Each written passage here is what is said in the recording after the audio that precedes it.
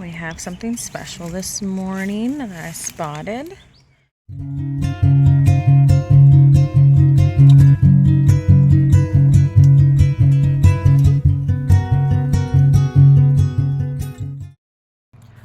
Ooh, I think somebody's coming out. Do we have a red one? We're almost there. Come here, little red mulberry. Look at this beautiful red mulberry. Now, we wait till they get black before we eat them, but it's a very good sign that they're turning red already. It is our very first mulberry of the season. I don't know if you're excited, but I'm excited because that means that all these other ones are going to be getting ready soon. Guys, so today is an exciting day. We have our first mulberry that has turned black and is ready to pick. So they start off as these cute little fuzzy green things, and then they slowly get a hint of pink, and then they go kind of like a red, and then they go black. And so when they're black is when it's time to pick them. And so we have our first one, and these trees, and plus the other ones around the yard, are just full of them. The little green, slightly pink ones. So this is the first one. They do have a bit of a tangy flavor. Usually when I pick them, I gather them up and then I freeze them until I get enough of them to do something with. This year I might actually have quite a few to do make some pies maybe. I probably won't have enough to make a lot of weird stuff with, but I think last year I made some syrup with some leftover stuff I had. So when you take them off the tree, they do drop very easily, which is why some people don't like to plant them around concrete because they can stain. But I just go underneath them and I kind of just lightly touch underneath it, and if it's ready, it'll pop off and we'll be good to go.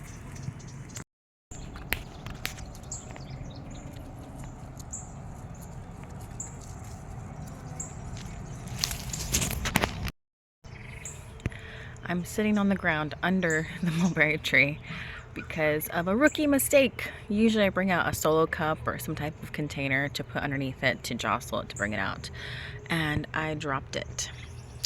But we were blessed this morning to find it. If not, I would have been like, oh, you win some, you lose some. Oops. So here is our first mulberry of the season. It's very exciting. So they do have a bit of a tangy flavor. And I don't grow the kind that are super large. They're kind of small. They're not very big. Sometimes they'll get a little bit bigger than this one, but that's okay. They grow super well whenever we cut them down a few times a year. After the first harvest is done, we'll cut off the branches, and a few times a year, every time after it fruits, and then it'll grow back new shoots. So wherever the new shoots are is where the fruit will come. And the cool thing about mulberry is that they grow really well here. So sometimes, like this one, the first year we moved in, I cut off some of the branches and I just shoved them in the ground over here. So this is from 2 years ago, and this is its first year fruiting. And so I will either shove them in the ground. Well, since I don't have a lot of spots right now left, I either put them in, I just throw them in the brush pile, or I will put them into start pots and I will make little trees and give them away to people. And then sometimes I will put them around the chicken coop. You might not be able to see it, but I have a few of them around the chicken coop, so it'd be really exciting to have a whole bunch of them around the chicken coop. Let's give this little guy a try.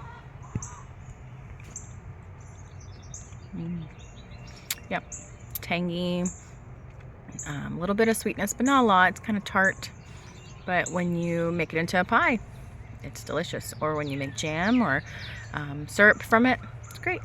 And it grows really well. So if it grows really well, I'm gonna grow it here if I can. All right, have a good day.